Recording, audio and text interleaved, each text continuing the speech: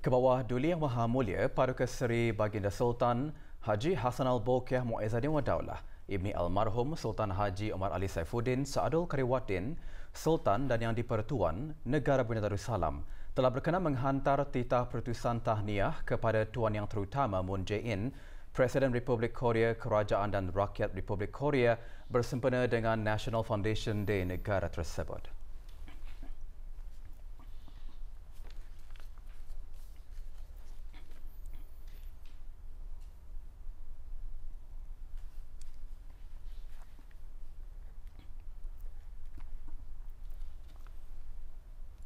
Ke bawah Duli Yang Maha Mulia Paduka Seri Baginda Sultan Haji Hassanal Bolkiah Muizzaddin Wadaulah, Ibni Almarhum Sultan Haji Omar Ali Saifuddin Saadul Kariwaddin, Sultan dan Yang di-Pertuan Negara Brunei Darussalam telah berkenan menghantar titah perutusan tahniah kepada Tuan Yang Terutama Frank Walter Steinmeier, Federal President Republik Persekutuan Jerman.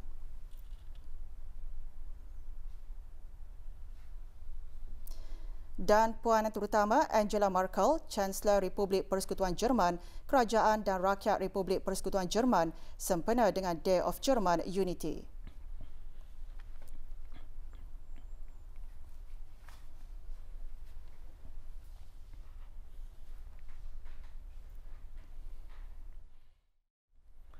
Perkembangan situasi jangkitan COVID-19 di negara Brunei Darussalam, satu kes aktif masih dirawat di Pusat Pengasingan Kebangsaan dan tidak ada kes baharu dicatatkan hari ini. Dalam siaran akhbarnya, Kementerian Kesihatan turut memaklumkan jumlah keseluruhan jangkitan kekal 146 kes dengan kes yang sembuh seramai 142 orang.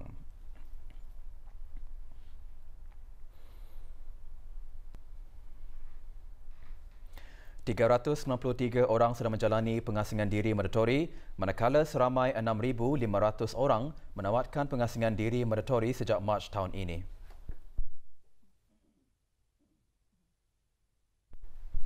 Dalam pada itu, 210 sampel ujian virus SARS-CoV-2 dilaksanakan dalam tempoh 24 jam, menjadikan jumlah keseluruhan ujian makmal yang dijalankan sejak Januari 2020 sebanyak 59,947 ujian. Bagi maklumat lanjut dan perkembangan terkini, layari laman sesawang Kementerian Kesihatan dan talian seperti yang tertera.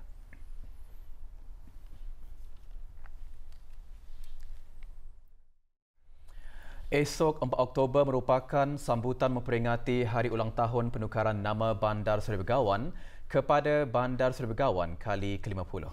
Sehubungan itu, petang tadi diadakan Majlis Membaca Ratib Al-Atas dan Doa Kesyukuran Anjuran Jabatan Bandaran Kementerian Hal Ehwal Dalam Negeri. Hadir yang berhormat Pihin Orang Kaya Seri Kerna, Datuk Seri Setia Dr. Haji Awang Abu Bakar bin Haji Apong, Menteri Hal Ehwal Dalam Negeri. Sepanjang tempoh pembangunan ibu negara yang dulunya dikenali sebagai Bandar Brunei, berbagai bentuk kemajuan dan perkembangan pesat, khususnya Bandar Seri Begawan, dicapai dalam pelbagai aspek. Juga hadir yang berhormat ahli-ahli Majlis Mesyuarat Negara, Setiausaha-Setiausaha Tetap dan Timbalan-Timbalan Setiausaha Tetap di Kementerian Hal Ehwal Dalam Negeri.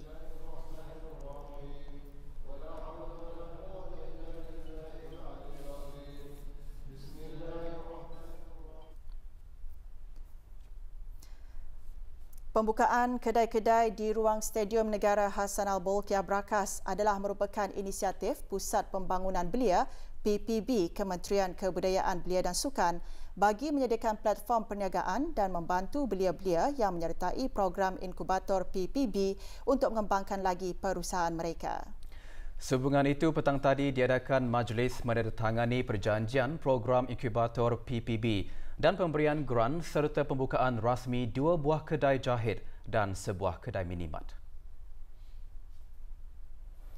Majlis dimulakan dengan penandatanganan perjanjian program inkubator PPB yang disaksikan oleh Yang Berhormat Major Jeneral Besar Datuk Paduka Seri Haji Amiduddin Ehsan bin Pihin Orang Kaya Saiful Muluk Datuk Seri Paduka Haji Abidin, Menteri Kebudayaan Belia dan Sukan. 5 buah syarikat yang terlibat dalam program tersebut adalah Kemari Farm Enterprise, Cerita Fabriku, Perusahaan Mazroni BKP dan rakan-rakan Babaku dan Gentleman Stitch Enterprise.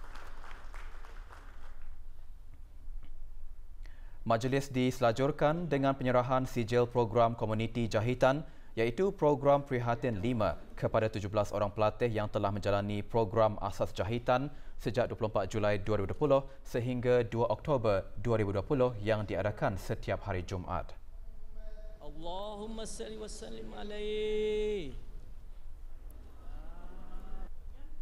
Majlis diteruskan dengan pembukaan rasmi kedai jahit Gentleman Stage Enterprise, Koperasi PPB Berhad dan perusahaan Mazroni BKP dan rakan-rakan. Juga hadir ahli-ahli Majlis Mesyuarat Negara, setiausaha tetap serta timbalan setiausaha tetap di Kementerian Kebudayaan Belia dan Sukan dan penolong pengarah PPB.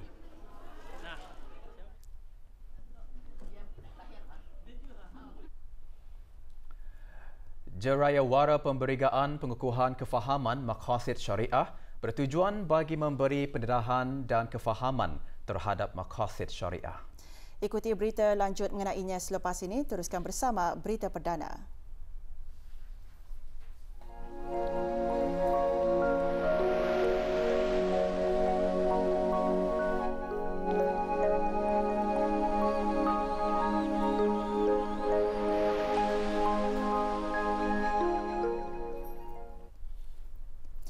Bertemakan pengukuhan maqasid syariah, pemangkin kemakmuran dan kesejahteraan negara yang berterusan, Jerayawara Pemberigaan Pengukuhan Kefahaman Maqasid Syariah bertujuan bagi memberi pendedahan dan kefahaman terhadap maqasid syariah mengenai tujuan dan hikmah pensyariatan sesuatu hukuman. Jerayawara yang diungkayahkan oleh Fakulti Syariah College Universiti Perguruan Agama Seri Begawan KUPU-SB berlangsung petang tadi di universiti berkenaan. Hadir Dr. Haji Adnan bin Haji Basar, Rais KUPU-SB. Jerayawara seumpamanya merupakan inisiatif KUPU-SB dalam memberikan sumbangan bagi sama-sama merealisasikan hasrat murni ke bawah Duli Yang Maha Mulia Baginda Sultan Yang di-Pertuan Negara Brunei Darussalam yang menginginkan negara Brunei Darussalam sebagai sebuah negara yang benar-benar memenuhi ciri-ciri Baldatun Taibatun Warabun Ghafur. Antara pengisian dalam Jerayawara ini ialah penjelasan mengenai definisi dan asas maqasid syariah, kepentingan memahami maqasid syariah, aplikasi maqasid syariah di zaman Rasulullah sallallahu alaihi wasallam dan para sahabat serta penerapan maqasid syariah dalam kepimpinan dan pentadbiran. Jerayawara ini juga akan dilaratkan ke kementerian-kementerian dan jabatan-jabatan yang akan mula dilaksanakan pada tahun 2021, diikuti dengan beberapa bengkel dan kursus mengenainya.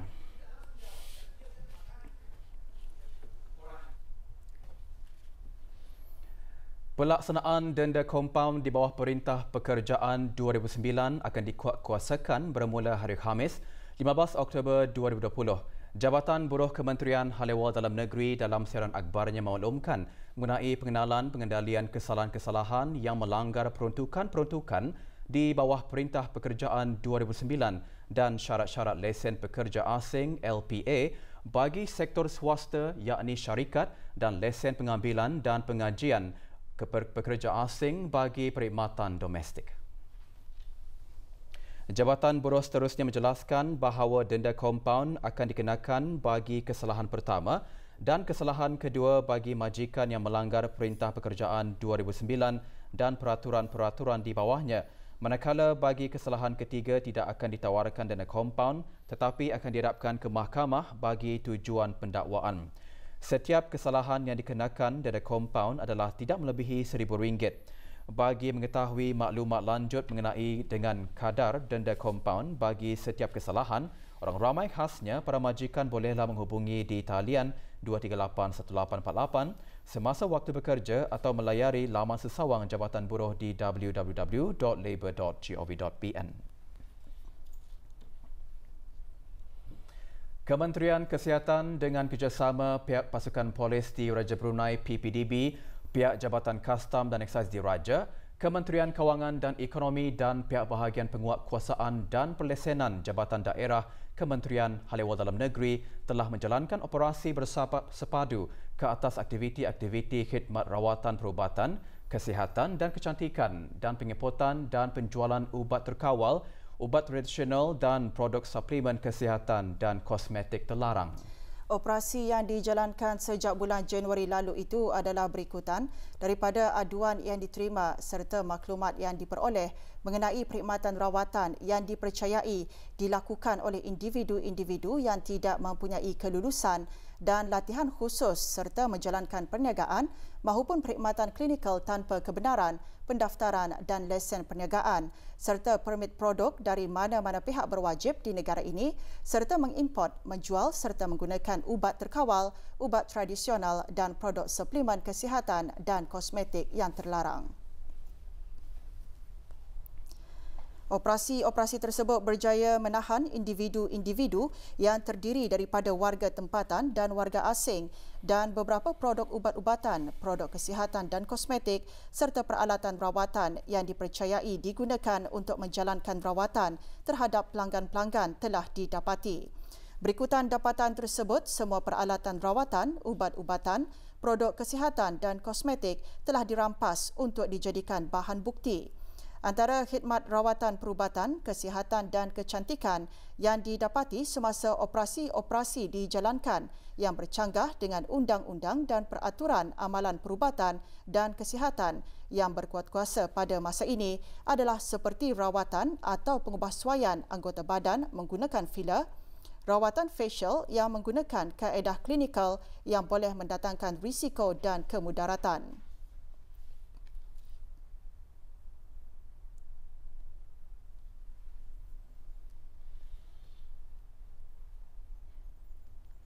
Rawatan perubatan dan kecantikan menggunakan kaedah suntikan ataupun IV dripping dengan menggunakan ubat-ubatan, produk suplemen dan kosmetik. Rawatan menggunakan produk pil sama ada mengandungi produk ubat-ubatan mahupun suplemen bagi tujuan rawatan kesihatan atau kecantikan.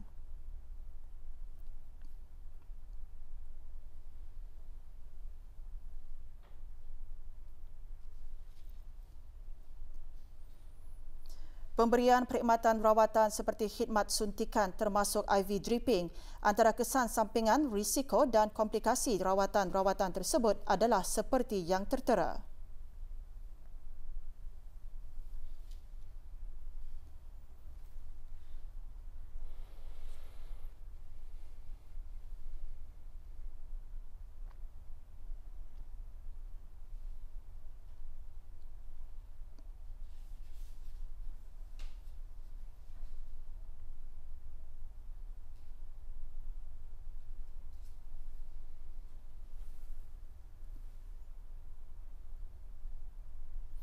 Rawatan-rawatan perubatan dan kesihatan secara lazimnya memerlukan pengetahuan, kemahiran, latihan dan kelulusan yang tertentu dan khusus dalam bidang perubatan dan kesihatan. Di negara Brunei Darussalam, rawatan perubatan dan kesihatan yang dipergunakan termasuk rawatan kecantikan yang menggunakan kaedah rawatan secara klinikal serta menggunakan alat-alat perubatan klinikal dan rawatan yang menggunakan produk ubat-ubatan adalah dihadkan kepada pengamal perubatan yang berdaftar. Pengimportan, penjualan dan pembekalan produk ubat juga adalah di bawah kawalan Akta Racun Penggal 114. Manakala Perintah Ubat 2007 mengawal selia pengimportan, pendaftaran, promosi iklan, percubaan klinikal, pengangkutan, penghilangan, penyimpanan dan penjualan produk ubat dan produk kosmetik. Manakala individu-individu yang menjalankan mana-mana perkhidmatan rawatan kesihatan, kecantikan dan perubatan atau menggunakan produk kosmetik ataupun produk suplemen sebagai kaedah rawatan hendaklah mendapatkan lesen perniagaan, kebenaran dan kelulusan terlebih dahulu dari pihak Kementerian Kesihatan dan juga dari mana-mana pihak berwajib yang berkaitan di negara ini. Jika didapati mana-mana orang awam yang menjalankan aktiviti perkhidmatan tanpa kebenaran serta kelulusan dari pihak berwajib, mereka boleh disabitkan kesalahan di bawah perundangan-perundangan yang berkenaan di negara ini. Pengimportan produk ubat untuk tujuan komersial di bawah kawalan Jabatan Perkhidmatan Farmasi Kementerian Kesihatan perlu diisytiharkan melalui Brunei Darussalam National Single Window BDNSW yang memerlukan pengendosan Jabatan Perkhidmatan Farmasi sebelum dibenarkan masuk ke negara ini. Manakala pengimportan bagi kegunaan sendiri mestilah dihadapkan ke Jabatan Perkhidmatan Farmasi untuk diendos atau mendapat kebenaran. pengimportan, pembekalan, penjualan dan penggunaan produk kosmetik serta suplemen dan juga peralatan-peralatan rawatan mestilah mendapat kebenaran dan kelulusan sebelum produk dan peralatan tersebut diimport, dibekal dan dijual di negara Brunei Darussalam. Bagi produk tradisional dan suplemen kesihatan, para pengimport, pengilang dan penjual hendaklah menghadapkan permohonan beserta dokumen yang diperlukan bagi mendapatkan kebenaran daripada Jabatan Perkhidmatan Farmasi Kementerian Kesihatan sebelum produk tersebut diimport, dibekalkan atau dijual di negara Brunei Darussalam. Mana-mana individu yang didapati bersalah boleh dikenakan denda di bawah Akta Racun 1956 dan Perintah Ubat 2007. Individu-individu mahupun pemilik atau penjaga kiub hendaklah memastikan tidak ada bentuk iklan bagi produk-produk yang dijual sama ada diletakkan di dalam kiub seperti leaflet, brosur, testimonial dan sebagainya atau melalui media sosial kepunyaan kiub seperti Facebook, Instagram, Twitter dan sebagainya yang mempunyai tuntutan bagi mencegah, mengawal dan merawat penyakit.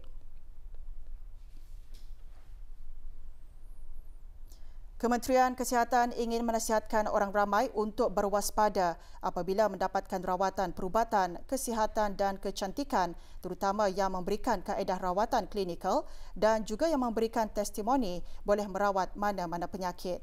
Di samping itu, orang ramai juga dinasihatkan agar jangan mudah terpedaya membeli produk suplemen kesihatan dan kosmetik dengan iklan dan promosi yang berlebihan di laman media sosial yang tidak diketahui kesahihannya. Orang ramai hendaklah memastikan bahawa khidmat rawatan dan produk-produk tersebut adalah mempunyai kebenaran dan kelulusan dari pihak-pihak yang berwajib di negara ini dan juga rawatan-rawatan tersebut dilakukan oleh pengamal-pengamal yang berdaftar serta diiktiraf sebelum ia digunakan.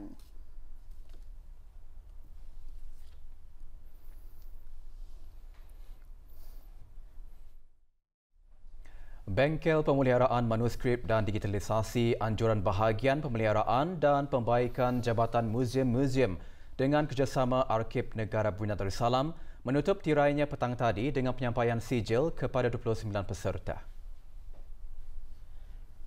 Sijil-sijil disampaikan oleh Pengiran Hajam Marhani bin Pengiran Ali Ahmad, pemangku pengarah Muzium-Muzium Brunei. Sepanjang bengkel 5 hari, para peserta berpeluang untuk memahami dan mempelajari lebih dekat lagi mengenai pemeliharaan manuskrip sebagai khazanah yang patut dijaga serta dipelihara bagi rujukan generasi akan datang. Pemeliharaan manuskrip adalah penting bagi mengekalkan keaslian bahan manuskrip agar tidak rosak. Dengan adanya bengkel ini, dapatlah kita ni selamatkan bahan-bahan khazanah kita ni daripada dirosakkan oleh faktor-faktor seperti berikut. Faktor pertama, faktor fizikal seperti kelembapan habuk atau bencana alam. Faktor kedua, faktor kimiawi seperti pencemaran udara. Faktor ketiga, faktor biologikal seperti binatang atau serangga. Dan faktor keempat, faktor manusiawi seperti kelalaian manusia dalam menguruskan rekod-rekod yang digunakan. Di negara Brunei Darussalam, dokumen-dokumen dan manuskrip ada dalam bentuk kertas. Oleh sebab kertas, dokumen kertas mestilah dijaga kelembapan dan dari serangan serangga dan penjagaannya mestilah rapi supaya dapat disimpan dan dikekalkan dalam perpustakaan dan arsip. Dokumen-dokumen yang mustahak adalah manuskrip yang original, yang tulisan Jawi. Dalam usaha untuk memastikan kesejahteraan para mu'allaf terus terjamin, Pusat Dakwah Islamiah melalui bahagian pembangunan mu'allaf dengan kerjasama Unit Dakwah Daerah Tutong pagi tadi mengadakan majlis penyerahan bantuan berupa sebuah enjin penjana elektrik kepada seorang mu'allaf. Majlis berlangsung di Kampung Kuala Ungar, Jalan Benutan, Daerah Tutong. Penyerahan bantuan kepada Awang Abdul Rashid bin Abdullah Duri alias Rashid bin Duri disempurnakan oleh Awang Abdul Aziz bin Haji Abdul Kahar, penolong pengarah Pusat Dakwah Islamiah.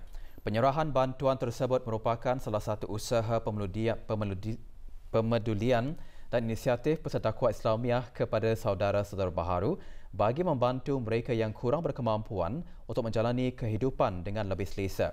Dengan adanya bantuan tersebut dapat membantu mempertingkatkan mutu kehidupan dan keselesaan hidup para mualaf di samping sebagai salah satu kaedah dalam menyampaikan dakwah dengan memperlihatkan rasa tanggungjawab dan pemedulian Pusat Dakwah Islamiah kepada mereka yang memerlukan.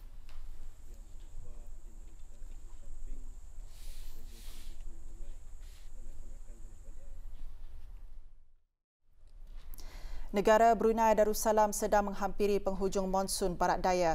Oleh itu, negara masih mengalami keadaan cuaca yang tidak menentu dan sekali-sekala berlaku hujan ribut petir beserta angin kencang yang mungkin disebabkan oleh pembentukan sistem siklon seperti ribut tropika dan taufan di kawasan barat lautan Pasifik dan kawasan Laut Cina Selatan.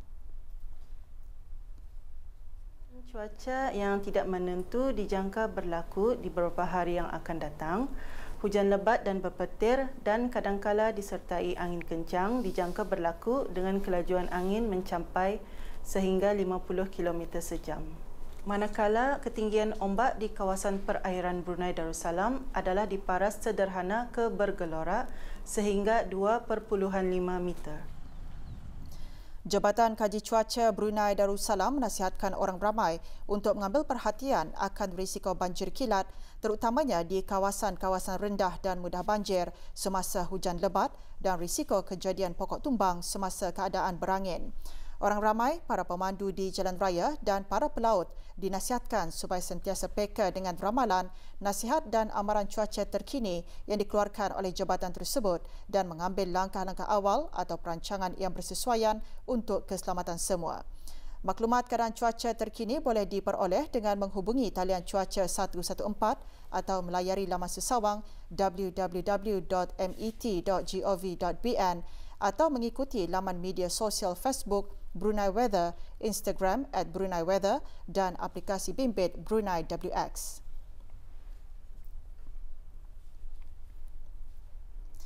Kecelaruan mental boleh dialami setiap orang tanpa mengenal umur, bangsa, agama maupun status sosioekonomi. Ia juga bukan disebabkan oleh kelemahan pribadi. Isu mengenai kecelaruan mental itu antara yang disentuh dalam forum kesedaran mental yang diadakan petang tadi anjuran Jabatan Sekolah-Sekolah dan Persatuan Ibu Bapa dan Guru Kluster 2. Forum dibincangkan oleh dua orang ahli panel iaitu Dr. Alia Zubaidah binti Haji Shazli, pakar psikiatrik dari Pusat Promosi Kesihatan, membincangkan tentang kesihatan mental dari segi ilmu perubatan. Manakala Dr. Nazirul Mubin bin Ahad, penolong ketua Pusat Penerbitan dari College Universiti Perguruan Agama Serbigawan Kupu SB, memberikan perspektif mengenai topik tersebut dari sudut pandangan Islam. Forum dikenalikan oleh Awang Haji Abdul Rahman bin Haji Nawi yang dipertua Persatuan Ibu Bapa dan Guru Peringkat Negara. Dengan tema meningkatkan kesejahteraan dan keharmonian pelajar, objektif utama forum adalah untuk memberikan kesedaran kepada ibu bapa mengenai pentingnya memahami masalah kecelaruan mental atau gangguan mental yang boleh menimbulkan tekanan dan penderitaan bagi pesakit dan ahli keluarga.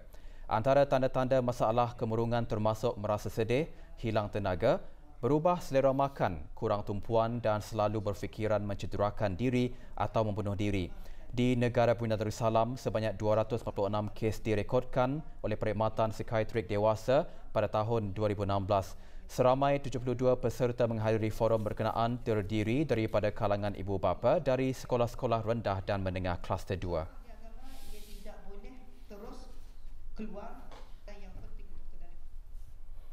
Rombongan Pertubuhan Warga Mas Brunei pagi tadi meninjau aktiviti Satu Kampung Satu Produk di Dewan Kemasyarakatan Mukim Bokok, daerah Temburong. Rombongan seramai 150 orang ahli Pertubuhan Warga Mas Brunei berpeluang menyaksikan pameran dan jualan yang disediakan oleh Pusat Kegiatan Warga Emas Temburong di bawah Majlis Perundingan Mukim dan Kampung.